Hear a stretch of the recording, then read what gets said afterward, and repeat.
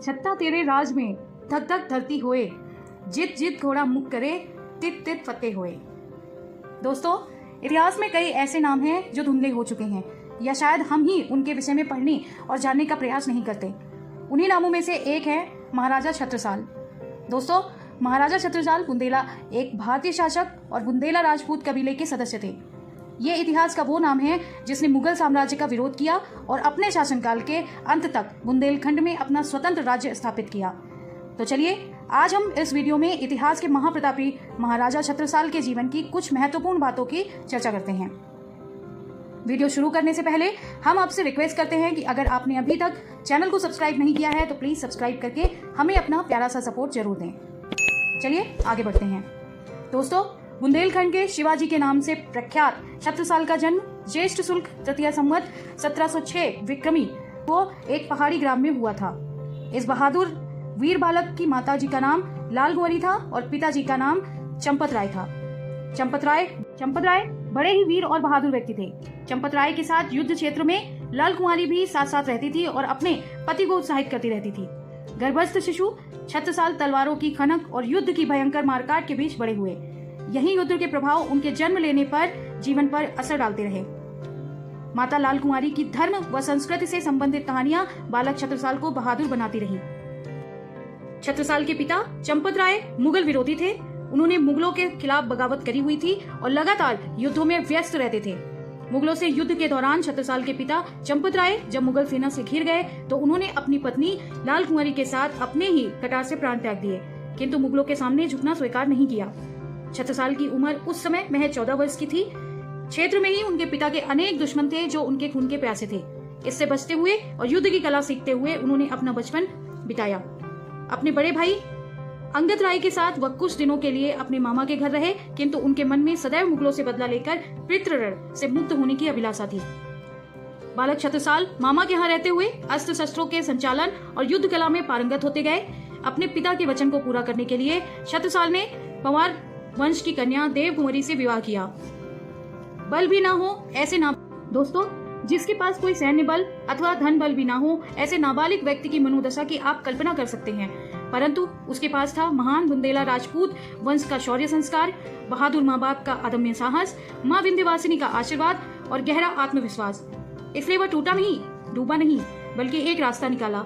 उसने अपने भाई के साथ पिता के मित्र राजा जय सिंह के पास पहुंचकर सेना में भर्ती होकर सैन्य प्रशिक्षण लिया। दोस्तों, राजा जय सिंह तो दिल्ली सल्तनत के लिए कार्य कर रहे थे, अतः औरंगजेब ने उन्हें जब दक्षिण विजय का कार्य सौंपा तो छत्रसाल बुंदेला ने इसी युद्ध में अपनी बहादुरी दिखाने का पहला अवसर मिला। मई 1665 में बीजापुर युद्ध में महाराज छत्रसाल ने अपनी असाधारण वीरता दिखाई और देवगढ़ के गोंडा राजा को पराजित करने में तो छत्रसाल बुंदेला ने अपनी जी जान लगाकर अपने युद्ध कौशल का परिचय दिया। उन्होंने इस हद तक युद्ध में अपनी भूमिका निभाई कि अगर उनका घोड़ा, जिसे बाद में उनके भाई के नाम से विभूषित किया गया, अगर छत्रसाल की रक्षा न करता तो शायद छत्रसाल जीवित भी न बचते। इतने पर भी जब विजयश्री का सेहरा मुगलों ने उनके सर पर न बांधकर अपने भाई भतीजों में बांट दिया तो उन्होंने मुगलों की बदनीयती को समझ लिया। इसके बाद दिल्ली सल्तनत की सेना छोड़ दी। इसी समय राष्ट्रीयता और हिंदुत्व के आकाश पर छत्रपति शिवाजी महाराज का सितारा चमक रहा था। सन 1668 में दोनों सनातनी हिंदू राष्ट्रवीरों की जब भेंट हुई तो छत्रपति शिवाजी महाराज ने छत्रसाल को उनके उद्देश्यों, गुणों और परिस्थिति का आभास कराते हुए स्वतंत्र हिंदू राज्य स्थापना की मंत्रणा दी। शिवाजी से स्वतंत्र हिंदू स्वराज्य का मंत्र लेकर सन 1670 में महाराज छत्रसाल वापस अपनी मातृभूमि लौट आए, लेकिन तब बुंदेलखंड भूमि की स्थितियां बिल्कुल अलग थीं। अधिकांश रियासतदार मुगलों के मनसबदार थे। तब महाराजा छत्रसाल ने राजाओं के बजाय जन्मोमुखी होकर अपना कार्य प्रारंभ कर दिया। कहते हैं उनके बचपन के साथी महाबली ने उनकी धरोहर थोड़ी सी पैतृक संपत्ति के रूप में वापस की, जिससे महाराज छत्रसाल बुंदेल ने 5 घुड़सवार और 25 पैदलों की सेना तैयार की। दोस्तों, छत्रसाल के माता पिता की मृत्यु औरंगजेब के कारण हुई थी, जिसके लिए छत्रसाल के मन में बदला लेने की भावना बचपन से ही घर किए हुए थी। इसी भावना को वास्तविकता का रूप देने के लिए महाराज छत्रसाल ने ज्येष्ठ सुदी पंचमी सन 1671 के शुभ मुहूर्त में औरंगजेब के विरुद्ध विद्रोह का बिगुल बजाते हुए स्वतंत्र हिंदू स्वराज स्थापना का बीड़ा उठाया। दोस्तों, औरंगजेब महाराज छत्रसाल को युद्ध में पूरी तरह हरा पाने में सफल नहीं हुआ। जबकि उसके पास सैन्य शक्तियां छत्रसाल से कहीं अधिक थी। उसने राजपूत मनसबदार महाराजा रणदुलह के नेतृत्व में 30,000 सैनिकों की टुकड़ी मुगल सरदारों के साथ महाराज छत्रसाल का पीछा करने के लिए भेजी थी। दोस्तों, हम आपको ये बता दें कि क्रूर औरंगजेब की सेना इतिहास में सबसे बड़ी सेना मानी जाती है, धन से भी और व्यक्तियों से भी। औरंगजेब एक हिंदू विरोधी मुगल शासक था जिसने गैर मुस्लिमों के लिए जजिया कर लागू कर दिया था। औरंगजेब के जीवन का मुख्य मकसद था हिंदुस्तान का बादशाह बनना, पर उसके इस सपने को छत्रसाल ने पूरा होने नहीं दिया। दोस्तों, औरंगजेब की मौत को लेकर भारतीय इतिहास में कई तरह की भ्रांतियां मौजूद हैं। किसी का कहना है कि औरंगजेब स्वाभाविक मौत मरा, तो किसी का मानना है कि बुंदेला राजा वीर छत्रसाल ने औरंगजेब की हत्या की। आइए जानते हैं कि आखिरकार औरंगजेब की मौत का सच क्या है। औरंगजेब की हिंदू विरोधी नीतियों के कारण मराठे, जाट और राजपूत सरदार उनके खून के प्यासे थे। इन लोगों ने कई बार इस पर दुस्साहसी हमला किया, लेकिन हर बार वो बच निकलता था। एक बार तो मराठा सरदार संताजी और धनाजी ने औरंगजेब के तंबू की सारी रस्सियां ही काटकर पूरा तंबू ही गिरा दिया था, पर उस रात औरंगजेब अपनी बेटी के तंबू में था और वहीं सो रहा था, जिस कारण वो बच गया, पर बाकी सारे लोग मारे गए।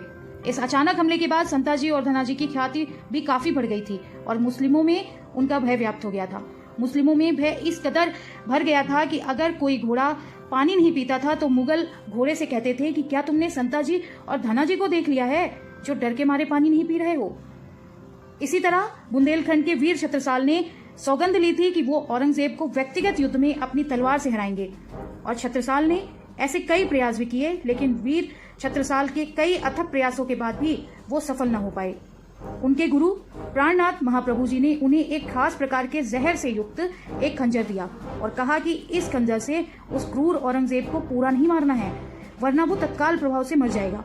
उन्होंने कहा कि उसे इस खंजर से बस 1 इंच से भी कम गहराई का घाव देते हुए एक लंबा सा चीरा मारना है, जिससे फिर धीरे धीरे उस जहर का असर पहुंचेगा, जिससे वो क्रूर औरंगजेब तड़प तड़प कर मरेगा। और खुशी इस बात की ये है कि छत्रसाल ने यह काम एकदम अपने गुरु के निर्देशानुसार ही किया, जिससे औरंगजेब 3 महीने तक बिस्तर पर पड़ा रहा। वो 3 महीने बिस्तर पर पड़े पड़े तड़पता रहा, क्योंकि मराठों ने उसे हर तरफ से घेर रखा था। वो मुगल प्रदेशों को लूट लूट कर अपनी शक्तियां बढ़ा रहे थे और इन्हीं मराठों के भय से औरंगजेब को इलाज मिलना भी संभव न हो पाया। 3 मार्च सन 1707 को महाराष्ट्र के अहमदनगर में वह नीच तड़प तड़प कर मर गया।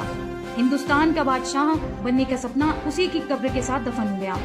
दोस्तों, आपको आज की हमारी ये वीडियो कैसी लगी, कमेंट करके जरूर बताएं। वीडियो पसंद आई हो तो वीडियो को लाइक करके शेयर जरूर करें।